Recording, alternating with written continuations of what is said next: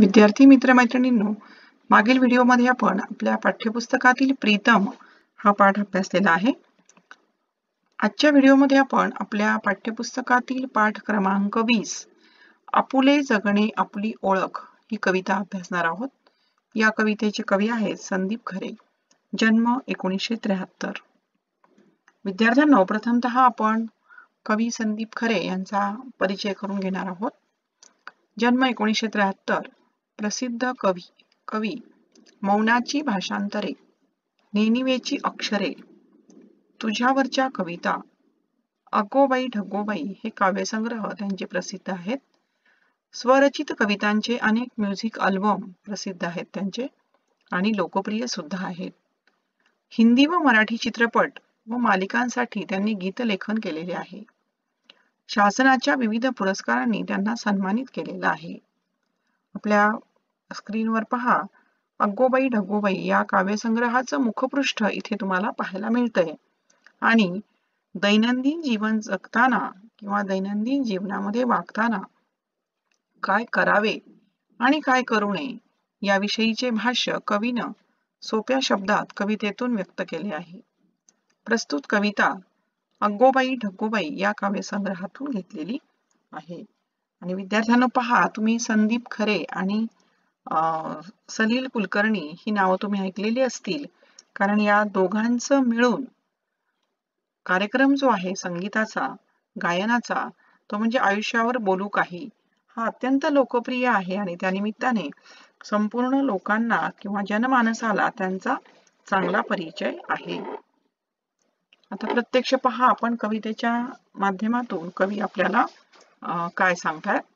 कवी म्हणतात, आपुले जगणे आपुली ओळख, उपरे अर्धे जोडू नको.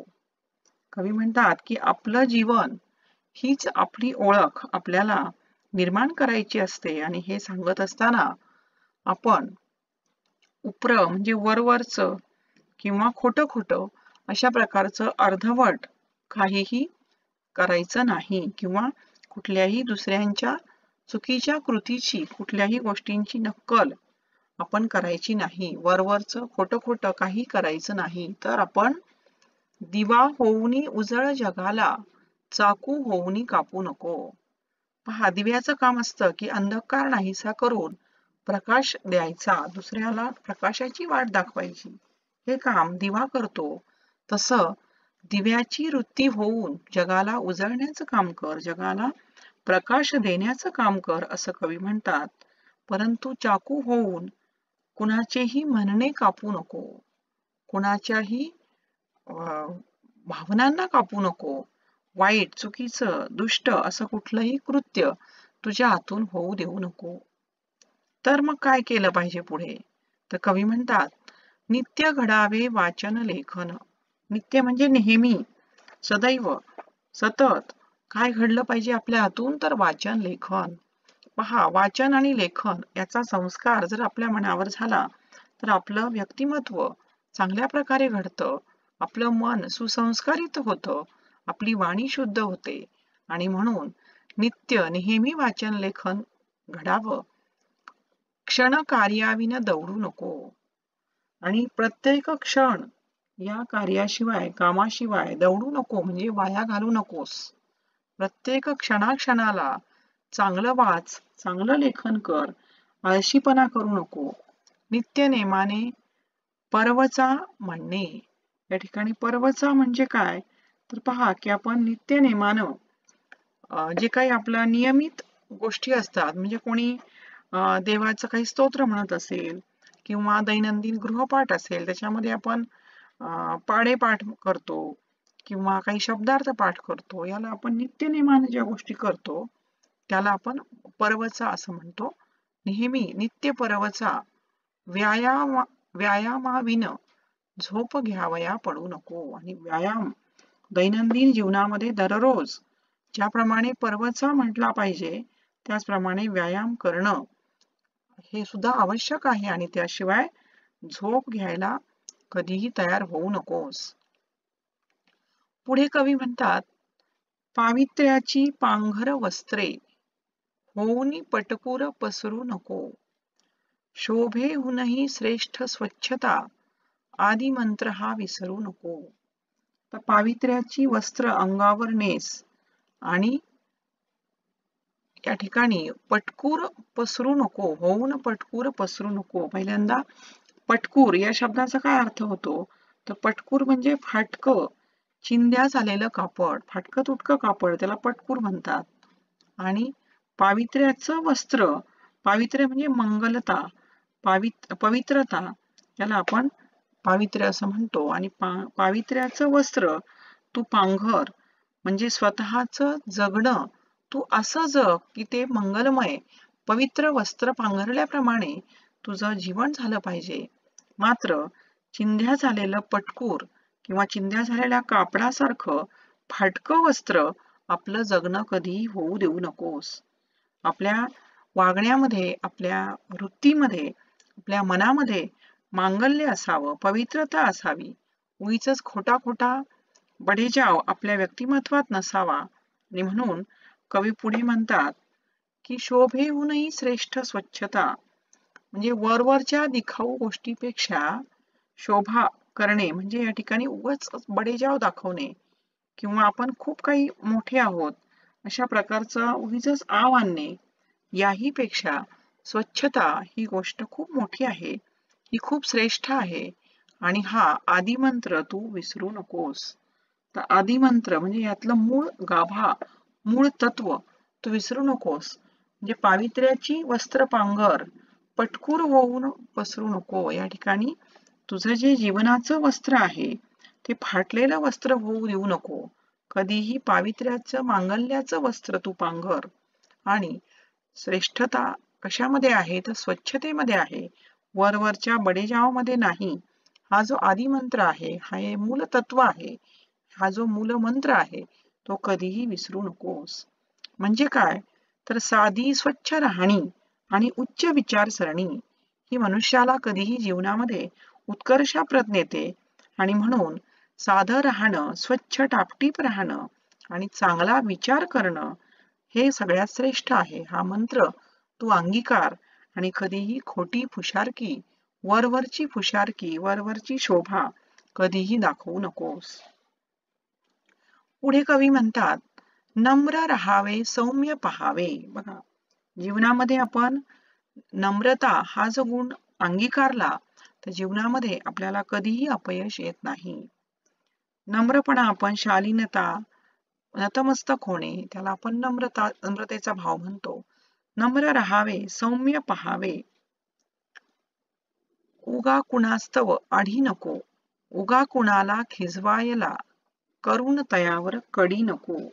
त्या ठिकाणी पहा, उगा म्हणजे उगाच, सौम्य म्हणजे एकदम साध्या पद्धतीनं आपण इतरांकडे साध्या नजरेनं पाहिलं पाहिजे. उगीच कुणाबद्दल आपल्या मनामध्ये आढी नको. आढी म्हणजे असलेला हेवा, एखादा गैरसमज, थोडाशी मत्सराची भावना, पूर्वग्रह दूषित आपण त्याला म्हणतो.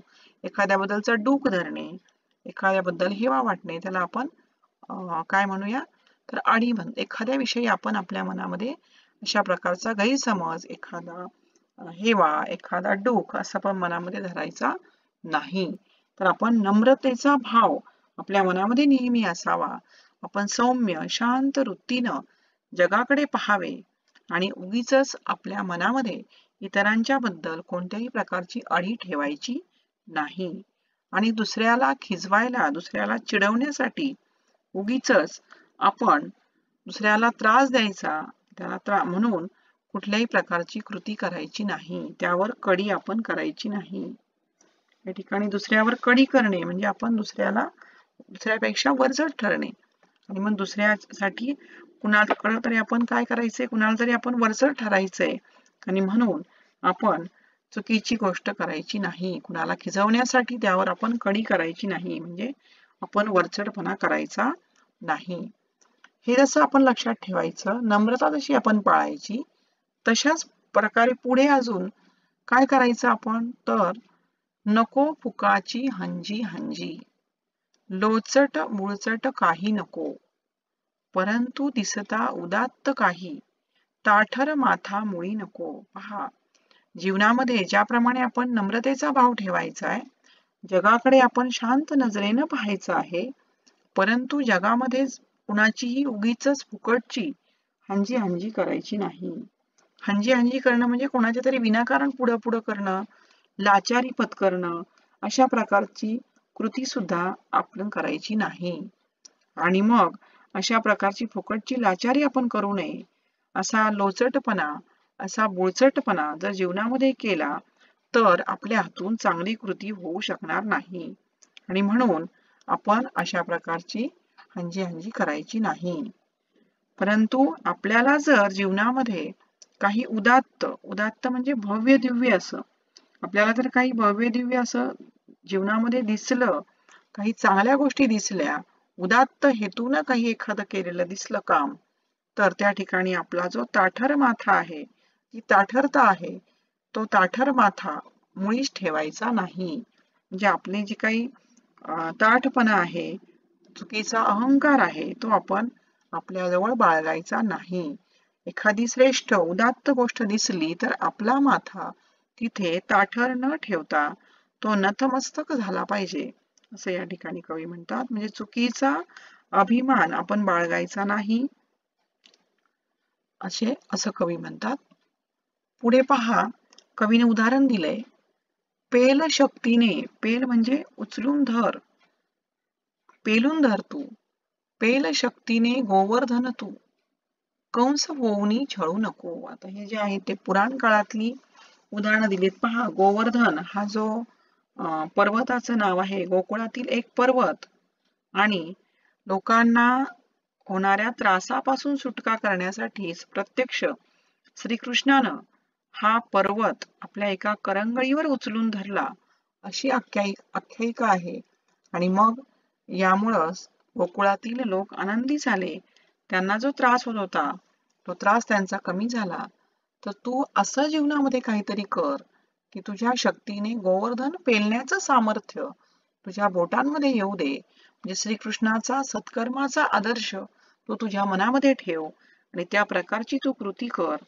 तुझ्या सामर्थ्याने तू गोवर्धन पेलून धर, संकट झेल, एखाद्या अडचणीतून सोडवण्यासाठी लोकांना हातभार तू लाव, परंतु कंस होऊनी छळू नको. परंतु कंसासारखं मात्र उगीचच दुसऱ्याला त्रास देऊ नको, उगीचच भांडणे वाद निर्माण करू नको, हे तू लक्षात ठेव. आता या ठिकाणी कंस हा श्रीकृष्णाचा मामा, आणि यानं श्रीकृष्णाचे आई वडील वसुदेव आणि देवकी यांना त्याच्या नजर कैदेमध्ये ठेवलं होतं. कारण वसुदेव देवकीचा 8वा पुत्र त्याचा नाश करणार आहे अशी आकाशवाणी असते. आणि त्यामुळे कंसानं दिलेला जो त्रास आहे, केलेला छळ आहे, विनाकारण उगीचच कुणालाही असा त्रास देऊ नको. म्हणजे जीवनामध्ये आदर्श ठेवायचा आहे तर गोवर्धन पेलणाऱ्या श्रीकृष्णाचा आदर ठेवून तू इतरांना स्वसामर्थ्याने मदतीचा हात दे, परंतु कंसासारखी वृत्ती ठेवून इतरांना छळू नकोस. नको उगाचच वाद, परंतु कुणी धमकवता पळू नको. परंतु उगीचच वाद जरी आपल्याला करायचा नसला तरी कुणी आपल्याला धमकावले, कुणी जर धमकी दिली तर त्या ठिकाणाहूनही भेकडपणे पळ काढायचा नाही. तर त्याला आपण निडरपणे, खंबीरपणे, धैर्यानं उत्तर देणं गरजेचं आहे, असं या ठिकाणी कवी म्हणतात. पुढे पहा, कवीनं काय म्हटलंय, आपुल्या दुःखासाठी नयनी अश्रू ठेवू नको. म्हणजे पहा, या ठिकाणी स्वार्थीपणे स्वतःच्या दुःखाने डोळ्यात अश्रू आणू नकोस. म्हणजे आपल्या पुरतं पाहणं, आपलं दुःख ते खूप मोठं दुःख असं मानून संकुचित भाव ठेवू नको. पण दुसऱ्यास्तव वाहो करुणा, व्यर्थ खोरडा राहू नको. परंतु या ठिकाणी स्वतःच्या दुःखासाठी डोळ्यात जरी अश्रू आणले नाहीस तरी दुसऱ्यांसाठी मात्र तुझ्या डोळ्यामध्ये करुणा वाहो, तुझ्या मनामध्ये दयेचा, आपुलकीचा, करुणेचा भाव हा जागृत झाला पाहिजे. तो भाव कोरडा असता कामा नये. त्यासाठी तू कोरडा राहू नकोस. म्हणजे परोपकाराची भावना, दुसऱ्यासाठी मायेचा, आपुलकीचा ओलावा तुझ्या मनामध्ये असला पाहिजे. तुझं मन कोरडं, भावनाशून्य असं ठेवू नकोस. दुसऱ्यासाठी तुझ्या डोळ्यात अश्रू आले पाहिजे, दुसऱ्यासाठी तुझ्या हृदयात दया उत्पन्न झाली पाहिजे, असं या ठिकाणी कवी म्हणतात. म्हणजे तू अगदी संवेदनशील झाला पाहिजेस. तुडवित राणे खुशाल जावे, नव्या पथाला भिवू नको.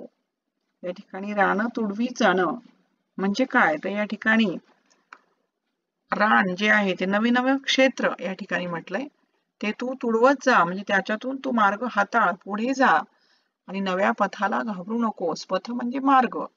भिवू नकोस, घाबरू नकोस दुसऱ्या नवीन मार्गाला, नवीन तंत्रज्ञानाला, नवीन ज्ञानाला. वेगवेगळ्या क्षेत्रातील ज्ञान तू प्राप्त कर, आनंदाने हे ज्ञान मिळव. राने तुडवावीत म्हणजे नवीन रस्त्याला, नवीन मार्गाला जाण्यास सक्षम स्वतःला बनव. ज्यावर श्रद्धा प्राणा आतून, ते केल्याविन राहू नको. आणि तुझी ज्याच्यावर श्रद्धा आहे, अंतर्मनातून ज्या तत्वांवर तुझी निष्ठा आहे, ते काम केल्याशिवाय मागे हटू नको. ज्यावर श्रद्धा प्राणा आतून म्हणजे तुझ्या अंतःकरणापासून जे तुझं ध्येय आहे, ज्याच्यावर तुझी श्रद्धा आहे, ते काम केल्याशिवाय स्वस्थ बसू नको. मग त्या मार्गामध्ये कितीही अडचणी आल्या तरी तू त्यापासून बाजूला जाऊ नकोस. जेथे वाटा तेथे काटा. पहा, ज्या ठिकाणी मार्गामध्ये आपल्याला जिथे वाट फुटते तिथे काटे असतात, म्हणजे त्या ठिकाणी संकटे ही आपली पाठ सोडत नाहीत. उगा भेदरुणी अडू नको, आणि त्यामुळं उगीच घाबरून जाऊ नकोस, त्यांना भिवू नकोस, संकटांना डळमळू नको, त्यांना डगमगू नकोस. आणि ह्या संकटाच्याच वेळी जो धैर्य दाखवतो त्याचीच किंमत जगामध्ये असते. आणि करता हिम्मत जगात किंमत, भेकड गुळमुळ रडू नको. आणि उगीच आपण निवडलेली वाट, आपण निवडलेला रस्ता, त्या रस्त्यानं जाताना कितीही संकट आलं तर त्या संकटावर मात करण्याचं सामर्थ्य तुझ्यामध्ये दाखव, ते धैर्य तुझ्यामध्ये निर्माण कर, ती हिम्मत तुझ्यामध्ये धर, आणि त्याचीच जगात खऱ्या अर्थानं किंमत राहते. जग त्याचीच प्रशंसा करते. आणि म्हणून उगीच पळकुटेपणा, भेकड वृत्ती, गुळमुळ किंवा मुळमुळीतपणा, मुळमुळ रडून बसण्याची जी वृत्ती आहे, माग सरकण्याची जी वृत्ती आहे, ती मनामध्ये ठेवू नकोस. कितीही संकट आली रस्त्यात तरी त्या संकटावर मात करून, संकटाला धैर्याने तोंड देऊन, आपल्या मनातील जे श्रद्धास्थान आहे, आपण निवडलेला जे ध्येय आहे, त्यापर्यंत पोहोचण्याचा निश्चित प्रयत्न कर. कर्तृत्वाचे घडवी वेरूळ, कर्तव्याला मुकू नको. कर्तृत्वाचे वेरूळ घडव, असं कवी म्हणतायत. या ठिकाणी पहा, आता वेरूळ हा जो शब्द आहे तो वेगळ्या अर्थानं इतिहासामध्ये आलेला आहे. पहा, वेरूळ या ठिकाणी औरंगाबाद जिल्ह्यातील वेरूळ हे गाव आहे. पहा, आणि तिथे डोंगरामध्ये लेणी खोदलेली आहेत. हे जे लेण्यांचं कोरीव काम आहे, त्याला अनेक वर्षाचा इतिहास आहे. आणि त्या कलेला सुद्धा, त्या कोरीव कामाला सुद्धा इतिहास आहे. त्यामध्ये मनाची एकाग्रता आहे, एक कार्यपूर्ती आहे. आणि मग कर्तृत्वाचे वेरूळ घडव म्हणजे तुझ्या मनामध्ये जे काही तू कर्तृत्व करायचं ठरवलंयस, त्या महत्वाकांक्षेपासून न ढळता ते तू प्राप्त कर. ज्याप्रमाणे वेरूळची लेणी साकारलेली आहे, तसं तू जीवनामधलं कर्तृत्व रूपी वेरूळ तू घडव, आणि उत्तुंग असं कर्तृत्व तू कर. ते करत असताना कर्तव्याला कधीही मुकू नकोस. कर्तव्याला मुकणे म्हणजे कर्तव्यापासून बाजूला जाणे, असं कधीही तू करू नकोस. कर्तव्य तू नेहमी करत राहा. मातेसह मातीचे देणे, फेडायला चुकू नको. आता माता आणि माती ह्या दोन्हीमध्ये अर्थ सामावलाय बघा, की या ठिकाणी आपली माता म्हणजे आपली जननी, आपली मातृभूमी, आणि या ठिकाणी जन्मदाती आई, ह्या दोन्हींचंही ऋण आपल्यावर असतं. आणि ह्या दोघींचंही देणं, ह्या दोघींचंही ऋण, दोघींचेही उपकार तुझ्यावर आहेत. आणि ते फेडण्यासाठी कर्तव्य करायला तू कधीही विसरू नकोस. मातृभूमीची जननी आणि जन्मभूमी यांचं ऋण फेडलं तर खऱ्या अर्थानं मनुष्य जीवनामध्ये यशस्वी झाल्याशिवाय राहत नाही. तर अशा प्रकारे कवी संदीप खरे यांनी मनुष्यानं जीवनामध्ये कशा प्रकारचं वागावं तर आपलं जीवन सफल होऊ शकतं, हे एक प्रकारे ह्या कवितेतून आपल्याला शिकवण्याचा प्रयत्न केला आहे. विद्यार्थ्यांनो, ही कविता तुमच्या व्यक्तिमत्वाच्या जडणघडणीमध्ये अतिशय उपयुक्त आहे. या कवितेचं छान वाचन करायचं आहे आणि कृती स्वाध्याय देखील आपण सोडवायचा आहे.